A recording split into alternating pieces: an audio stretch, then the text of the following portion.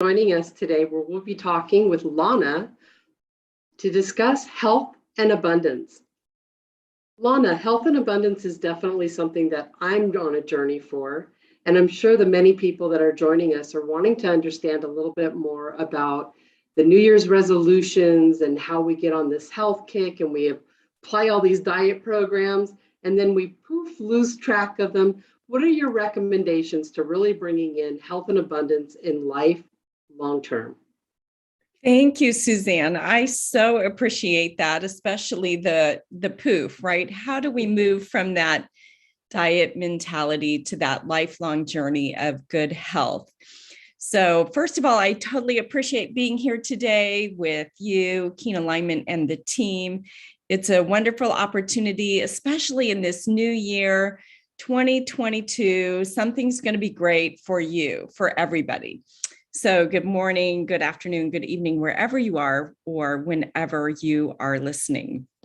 So yes, today we are talking about diet versus health. And as you can see, I've written this out. Now I got this off of social media, this specific little play on words, right? So diet, when we think about diet, we're thinking about it's going to lead us actually to a faster death because we're thinking about things like the scale. We're thinking about food as simple energy, maybe getting to that next level of, oh, I want to get to a certain weight, right? And it's pretty finite and has very short-term goals. As opposed to when we think about health, we're really thinking about healing. So you can see the root of the word in it has that innate learning in it. We're thinking about that lifelong journey. We're thinking about food as a fuel, and we're focusing really on those good habits that we create over time that will really sustain us and move us towards accomplishing our goals and dreams. So that's kind of the two different layers that I like to talk about between diet and health. I am a certified health coach, and I've been working with a number of clients to gain that lifelong health. So thank you for that question, Suzanne. When you think about health, specifically, what does it mean to you? Yeah, I like that question. So it's about that healing process that our bodies innately know how to do. So the word healing in itself is something that is innate to each of our bodies.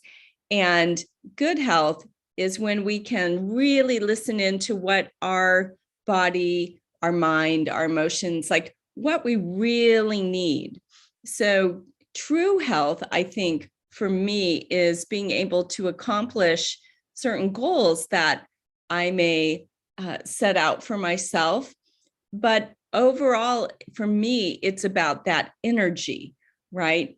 That vivaciousness, thriving. Right. And so often leaders lag, they burn themselves out. They're doing so much, they're grabbing just what they can eat in the moment. What would you say relevant to bringing in abundance and vitality for individuals that are looking to step into their best self? Yes. So, I've thought a lot about this. Let me see if I can share my screen with you guys. So I've thought about a lot about this. When I was a very young girl, I was, this is me in third grade. You can see there, I was 101 pounds in the third grade. So I was that, fat child in the classroom. Now, this does relate to leadership. Don't worry, I'm going to get there. So I grew up really with that mentality. I'm just going to take that off there. Whoops. I grew up with that mentality of not wanting to be chosen, right? So on the playground. So where's the power when you are children? It's the playground. So on the playground, I was, perhaps one of the last people chosen to play dodgeball or Red Rover, whatever.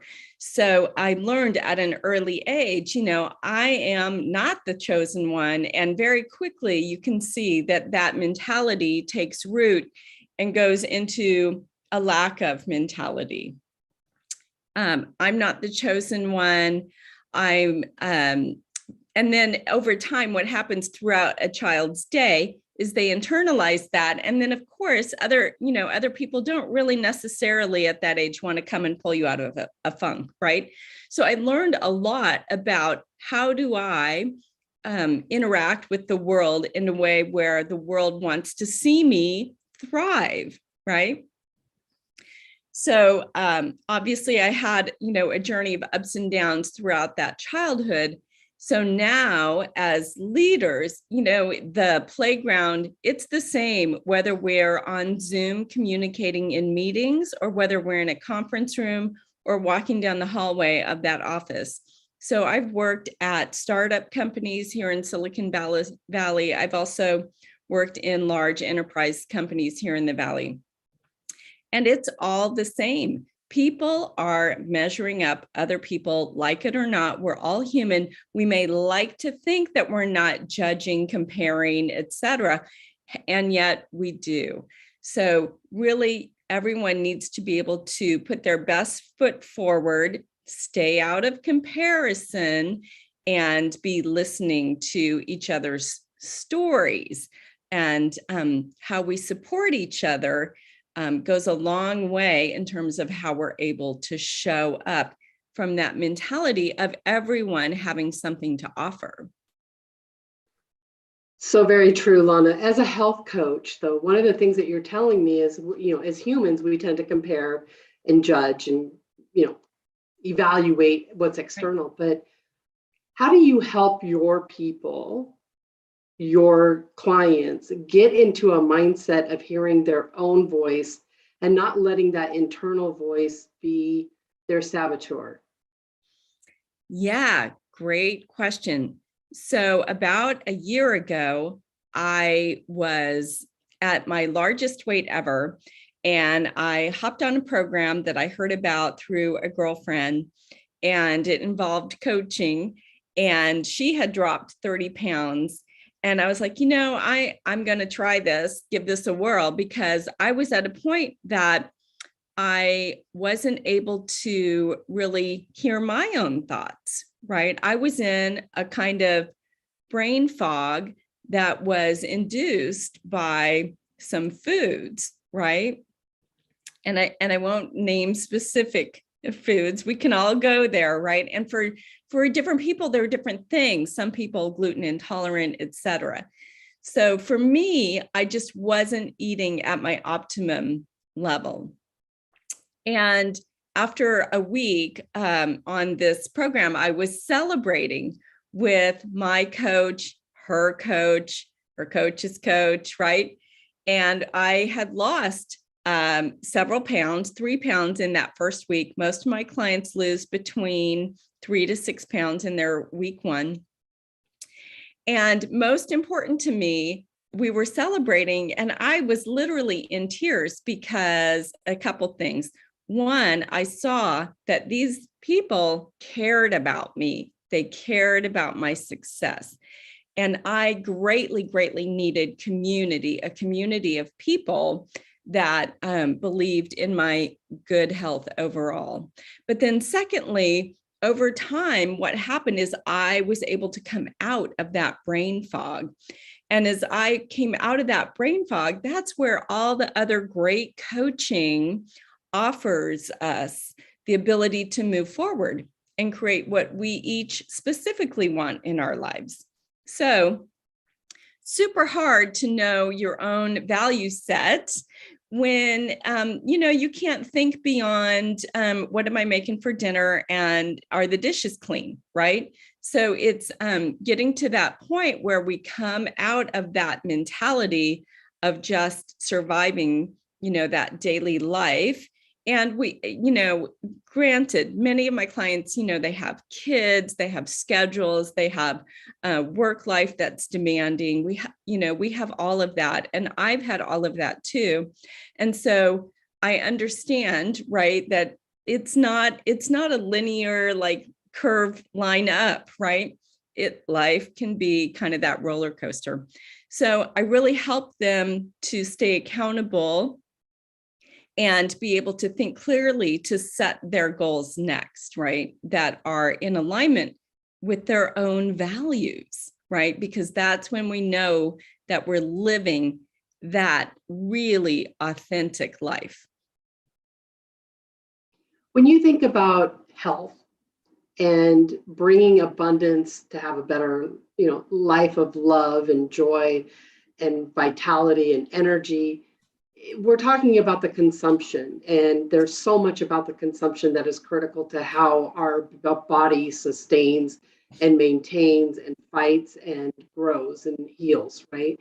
But at the same time, there's so many different things that really bring in a lot of abundance to your space, to your vessel, to the human form. And I mean, it comes from meditation, yoga, dancing, music, poetry, just things that actually bring soulfulness into life.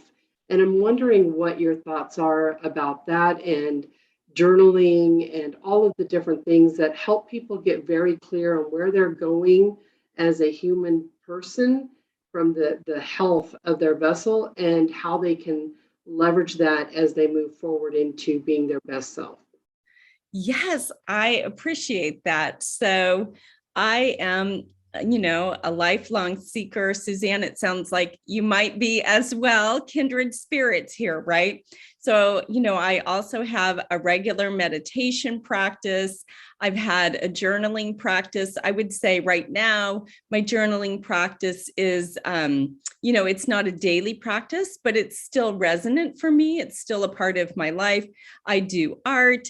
I'm currently also doing some yoga, and I enjoy water fitness. I enjoy dancing in my living room. So I get it, how do we create a life that pulls all of that together? And I'm also a past triathlete. And you'll notice that I do say past, right? I'm not currently engaged in triathlon, which means I've created different avenues where I've been pursuing, all of these different things that would, so-called bring me joy, happiness, health, right? And what you'll notice is one thing that doesn't change is we all keep aging, right? So it's really important, especially at the beginning of the new year, to understand exactly each of our why. Why is it that I want these certain things? And this can change over time, right? So for example, at one point I was enjoying triathlon. However, it began to be that every time I got on my bike, it was all about how fast can I go? How far can I go? Can I keep up with my teammates, et cetera, et cetera? And I wasn't having fun. And fun is one of my big values. If it's not fun, I'm in it for a short period of time. So I scaled back and started to do more running, which was great. And I started to do more swimming, which eventually led me to my current love of participating in aqua fitness and water aerobics. It's the best workout ever. And for me, as I age, it's that important to keep, that workout in. So I will say that our why changes over time. And I work with my clients, particularly in the beginning of the program, but then also when we reach a certain goal, we reestablish our whys.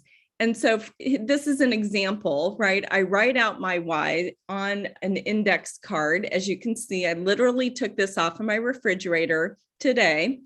I also have it on my bathroom mirror. And so I have 7 things written down about what's important to me about how I'm fueling my body and the choices I'm making around fueling my body. So for example, less sugar, right? So actually there's only 6. I'll read you a couple. I want to show up confidently and clearly. That's a big one for me. I feel like in my work life, I do better work. I'm able to show up for my clients in a better way when I like how I look in the mirror, right? When I feel good and my brain is clear. Yeah, it's always a confidence booster, isn't it? Yeah. And I wanted to be able to ski again. I had dropped skiing, like it just had, after my daughter had gone to college, I just didn't have that impetus to keep going skiing every winter. Plus we had that little drought. But I can report that last year I went skiing and I had an okay time. I won't say great. Yeah. Meaning that my fitness level, had digressed a little bit. And so now I'm clarifying, exactly the type of skiing that I want to do. And then a big one for me and many people, I want to be able to play with my future grandchildren on the floor, right? I want to be that grandma that is engaged, right? Not, oh, bring the book over here, right? So, and I'm a long ways away from having grandchildren, my daughter assures me.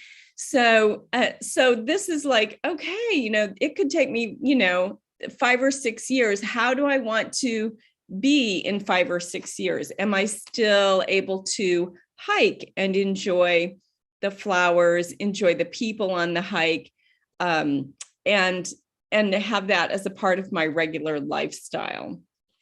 So it's all about the why. If we and the point being that you have to like recycle these, right? So last year I was able to ski. This year I am looking at how to narrow down that exact why. And, is it cross country? Is it downhill? And what fitness level do I want to be at, right? It's not just about the weight, but also the specific fitness level. That's a long answer to your question. But it's a specific answer and it makes sense because as I think about my why, it was about getting the weight off. It was about looking better in clothes. But then it became really what's at the core of the why. Why is that important? Why does that mean anything? I have a family. I have a perfect husband. Okay, they're never perfect. Nobody's ever perfect, but he's really good for me. And I want to make sure that I'm here. And when I start looking at my friends and my family and everybody that's in my life, I recognize I may not have the time with them that I thought I was going to have, given the challenges that I've had from a health perspective. And even if I choose to eat healthy in the right portions and organic and vegetarian, and I've tried a little bit of everything, and I've had the most success in this last year, but I've also had more health issues in the last year than I've ever had. And while I've gotten more than 25 pounds off and I've kept it off easily, the challenge of feeling healthy, having brain fog or clarity, hasn't really shifted. And it's been the implementation of starting to journal a little bit more, starting to meditate, really getting focused on other avenues to bring into what I call my vessel to consume, so that my output, my energy, my voice, my thoughts, everything is better, relevant to being at my best self in the moment. And so I'm curious to better understand when we think about abundance and we think about, so many times when I've talked to people about abundance, they believe it's possessions. I have a lot of stuff. I have a lot of things. I have a lot of money. But having a lot of life and vitality and energy and health is just as important. And as I think about it from a holistic perspective, it brings a greater balance to who we are. And we can live a simpler life. We can live a fuller life. We can be a better person. We can lead. We can engage. We can create more meaningful relationships because we're clean internally with our thoughts. What would you say about that, and knowing that the topics that we're covering today kind of start to build from there? Yes, well, I salute you on all of the work that you have been doing, especially this past year, to regain your health. And it does sound like you are really listening to your body, your system, your needs. And so often, I think, and what I see with my clients is we get to a point where we have some success. And often in the beginning of new programs, that looks like reduced numbers on the scale, right? But then we're able to do more deep listening, right? So you actually come all the way in the room and sit all the way down in that chair, and you have made that commitment to your good health for the long term. And that does mean, that we really look at what practices are we utilizing that really keep us committed on a daily basis, because we all know that, there are circumstances that, will kind of come at us. And in the past year or 2 years, I think one of those circumstances has been being sedentary. We've been somewhat isolated, maybe having a small pod socially, and we've just been isolated. There's no way around it. So, have we all learned to dance in our living room, even by ourselves, right? So wonderful that you have the great support of your husband, right? And yes, he's perfect for you. So, many of us are living singly, and, so the need to dance by myself in the living room is great, right? And who knows if my neighbors are hearing, but there you go. So I would say it's really about discerning, right, on a daily basis, well, maybe I don't have time for my journaling today, but then how do I shore up, kind of that lack? Can I look in the calendar and see, I can commit to this at a certain time tomorrow, or maybe I'm going to write a paragraph of gratitude before I go to bed. So something that keeps us engaged in the long haul pursuit, right? Yeah. Lana, I loved when I contacted you last week about, today, and you had mentioned that you were sorry you missed my call, you were exercising, and I was actually a little envious. And then you shared with me that you actually schedule it into your calendar. And I think, for most professionals, it's very difficult to consciously carve that time out on your calendar, but it makes so much sense. If we carve out time for meetings and we go to the meetings, why not carve the time out for what we're up to for our own personal lives that gives us that vitality to keep moving forward, and the focus that we need every day to keep our bodies moving and keeping, the blood flow, oxygen coming in. Talk to me a little bit more about how you set that up, and let our viewers understand a little bit more why that's a great practice. Yes, absolutely. So I absolutely put my exercise on my work calendar, and I tell people that I'm regularly engaged in different meetings, well, on Monday, Wednesday, Friday at a certain time, you'll find me at the pool, or my people know I regularly walk at, on a couple of days, or do yoga at 4:00, for example. And so, not ashamed to have that on my calendar at all. And it just creates that commitment, right? So I feel better when I know that the people in my life support that practice, right? They support me feeling well. Now, last week, I happened to be visiting family in Bend, Oregon, and oh my gosh, I had to shovel snow 3 times to be able to even get out in my all-wheel drive with snow tires and head to the pool. So the good news is, I made it there several times, and it was a lovely new environment. So I took that exercise practice took it on my trip. I won't necessarily say vacation, right? We were all in holidays, but and then, I visited a new pool, and it was just this picture postcard. It was snowing outside, and there I am in 88-degree water. So it was really lovely. And I appreciated, how comfortable I felt moving into that other environment. But it was the same practice, right, of moving my body and creating that motion for myself, which is so, so important. Good. When you think about professionals and you think about your clients and you think about people that are leading others, what would you give them as a first, second, third step to stepping into an improved life? Oh, Better yeah, health. love it. So I would say, well, we haven't talked about the happiness hacks, right? So I would say definitely know what your happiness hacks are as a number one. And so I'll just share a couple, right? So in terms of, you want to be able to quickly change your mood and create a state change for yourself.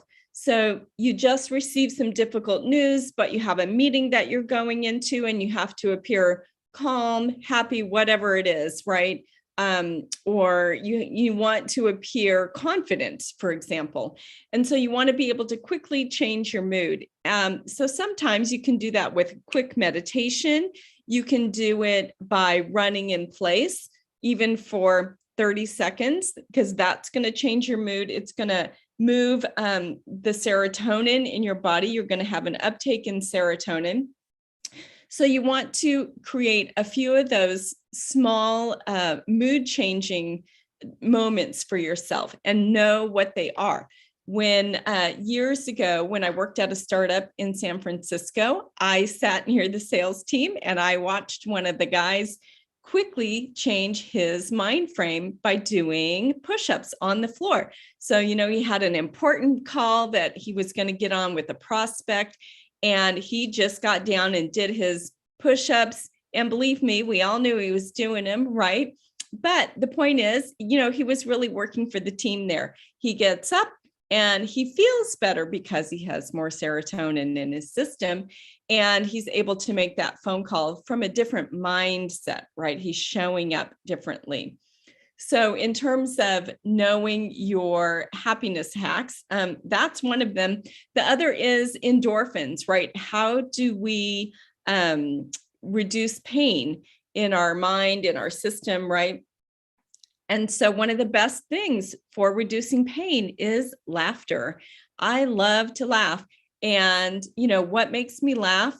I enjoy before I go to bed watching some comedy. So it's important to go off into our sleep each night, from a very positive mental state, not necessarily running through our to-do list or a list of items where something didn't go well or we didn't feel good about something, right? So you want to increase those endorphins, and we do that by laughter. So in terms of what today's leaders can draw on, that's number one. Create a couple of happiness hacks for yourself where you can change that state of awareness. And often that has to do with those serotonin and endorphins. And then secondly, I think it's important for today's leaders to really be at choice, living that resonant life from a place of thriving and not surviving, from a place of authenticity. And I spoke to that, briefly. For me, being at choice, the first step is to get out of that brain fog so that I can show up clearly and then understand what is of value to myself so that I know when I'm on my path that I'm living that authentic life. And then third is really about being a deep listener. So being able to listen to the people around us, being able to ask the right questions where we can hear their stories and hear what's important to us or them, excuse me, right? We need to know what's important to this person. How can I help them reach their goals? And so that's a biggie for me. I think in moving from surviving to thriving, it's about how are you helping other people create their dream? And believe me, to create their dream, they have to first envision their dream. They have to understand what their dream is. And oftentimes that takes a lot of clearing and helping them see clearly, getting out of their own way to be able to move forward, and then sparking that dream with them over and over. So mentoring others, coaching others, creating the space for helping others. I was connected to a nonprofit a couple of years ago that here in the Bay Area supported, it's called Brave, and supported first generation college students. So young adults whose families, didn't have powerful networks, and we helped them each find internships that were supportive of their field that they were looking to go into.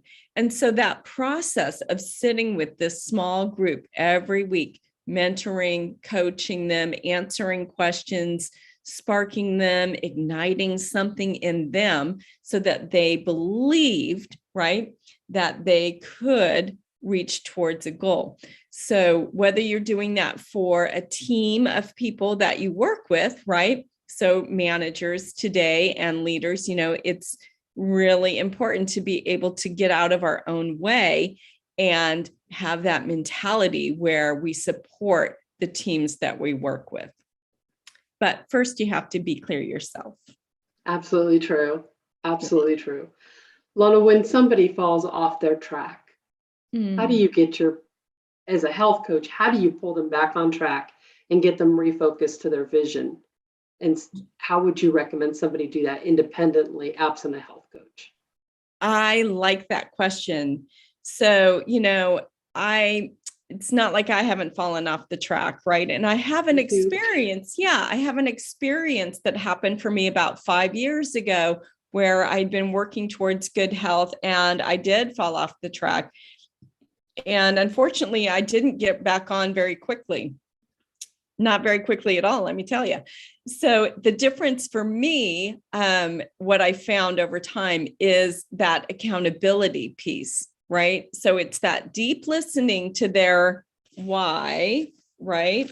So helping them understand for themselves again, their why.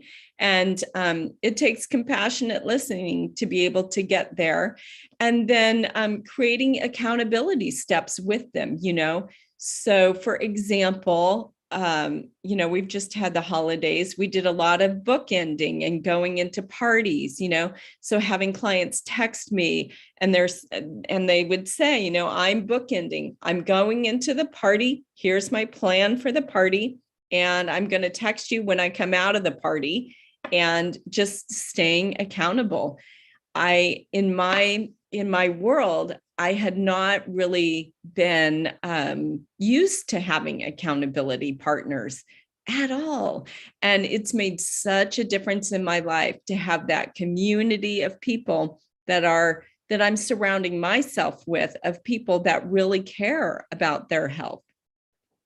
So it's about having that accountability. And it looks different for everybody, right? Some people respond to a text. Some people don't respond that way. They might say, well, I'll email you at the end of the week, or we'll check in our regular weekly check-in, right? But then I always remind them about, and here's the important thing about the why, it's important to go back and reset our goals. And we talk a lot about structural tension, which is basically, the tension that you have with a rubber band. So when you create a goal up here, the actions that you take to get towards that goal, eventually you will get to the goal. But what happens is the tension is now reduced. And so you start feeling better, and you may be more likely to step off that wagon. So it's all about setting a new goal that's farther along, right? A new goal that you can reach towards where you have structural tension again. And so this concept was created by Dr. Wayne Scott Anderson, who created this program. And so we talk a lot about in the program, are you creating that new goal? And so one example is for me, right, this year around the skiing, right, it's about my fitness level, not necessarily being able to get out there and take a picture of me on skis, and only lasting a couple of hours or something. So, yeah, thank you. I love that you've discussed today, Lana, the different common traits of a leader. So the ability to pivot, being agile in the moment, setting goals, understanding your why, living to your vision. Is this all the internal power that you were mentioning you'd be speaking about today? Yes, exactly. It's really about being at choice, right? So every leader, and we're all leaders of our own lives, right? So whether we're leading a team or leading our own life, it's all about being at choice for ourselves. So for some people, the choice in terms of thriving might look like, oh, I want to be able to plan a vacation and ski, out from the helicopter or whatever. And that's great. That's for some people. For some people, there's just as much structural tension in the goal of, for example, I want to be able to live a life where I see my grandchildren regularly and I'm able to interact with them. So each of us has our own set points of thriving. Say a little bit more about the success stories or challenges that your clients have had that you've helped them overcome to be better in their work life, their personal life. Yes, I like that. So one client in particular who just popped into my awareness, she came on program. She's very much nearing retirement with her husband. And she's actually been in retirement herself, but her husband hasn't been.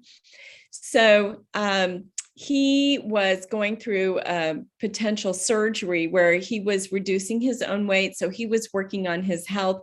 And, like it or not, I think she was a little fearful that she wasn't going to be able to keep up with him because they're, nearing this retirement phase. So she hopped on program. And lo and behold, she is now 40 pounds down. She's looking at, how to incorporate motion and activity in her regular daily life. And it's given new awareness and excitement to their life as a couple.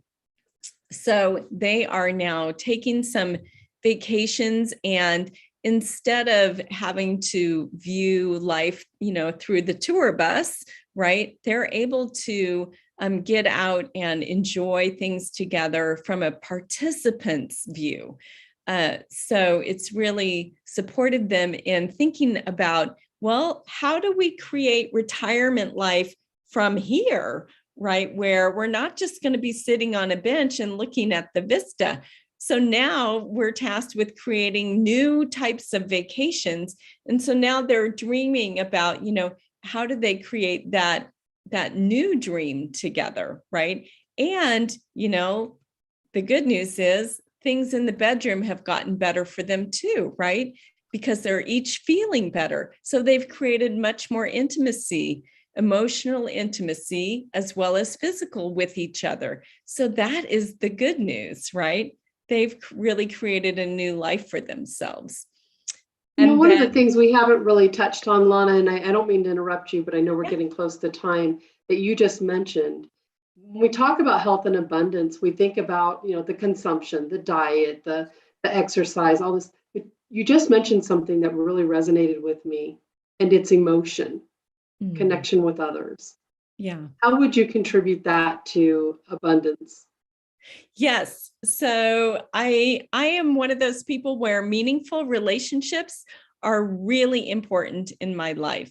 And so for me, that is an abundant life. Do I have meaningful relationships where I'm invested in other people and other people care about me as well?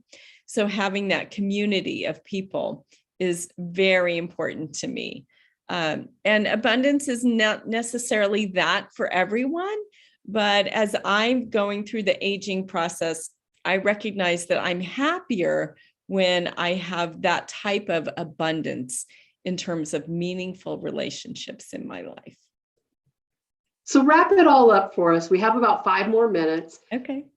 How would you sum it all up for individuals and corporations, individuals looking to be their better self, stepping out of this pandemic world and still having vitality and energy and focus and vision to be something greater than the couch sloth? Yes, I like that. So, like it or not, it's time to get out of our yoga pants, right? So, 2022 could be about like, okay, what kind of pants are we going to put back on here? So, I think for everyone, leaders in the work world as well as leaders at home, right?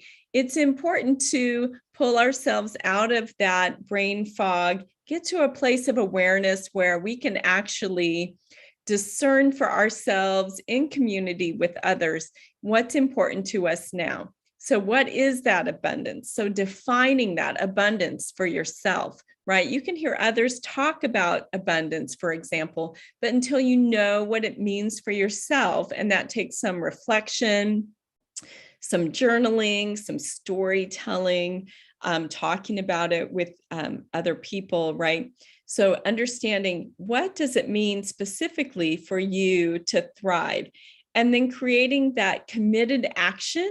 And it could, going back to your why, right? Understanding what are your whys? Why do you want good health? What is the long-term goal going to bring you? And then staying committed to that through accountability. Accountability is key.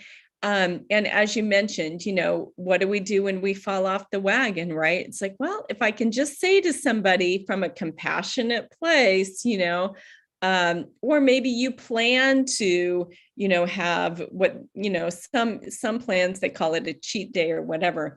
There are all kinds of ways to make plans, but when you do all of those actions through a place of self-compassion and kindness, and you do that in community with other people where you are witnessed for your plan, then you are much better off than being on your own and kind of just, muttering through the actions. So it's about community, accountability, and discerning your own needs through deep listening. Yeah, and I think that deep listening really begins with ourselves. If we can't love ourselves, if we can't trust ourselves, how are we going to be our best self? And support others, right? How do we support others from that place, right? Yeah. Absolutely. Absolutely. We are in this together, right? If there's anything that we've seen in the last couple of years, it's that what I do here in my world has an impact on other people. And it's the same for you as well, and everyone. Any final parting words, Lana? We're about ready to close, and I so appreciate Lana Fullader. I always stumble on your name. I apologize. Lana, health coach, joining us today. Any final words for our participants? Yeah, thank you so much, Suzanne, for the opportunity to speak with you and have this conversation. It's really enlivened my day and been helpful. And I'm looking forward to, meeting with others who are watching the webinar as well. So final parting words, I would say, yes, you can. That's my tagline for my health coaching business. So what you dream of, you can create. And it's just simply about having that accountability and the resonance of commitment to your goals to keep moving forward. So absolutely. yes, you can. Thank you, Lana. And yes, you can. Thank If you have you. any questions regarding our video today, please tag them in the comments and we'll be sure to answer them for you over the next few days. Take care. Thank you, everyone. Thank Bye-bye. you.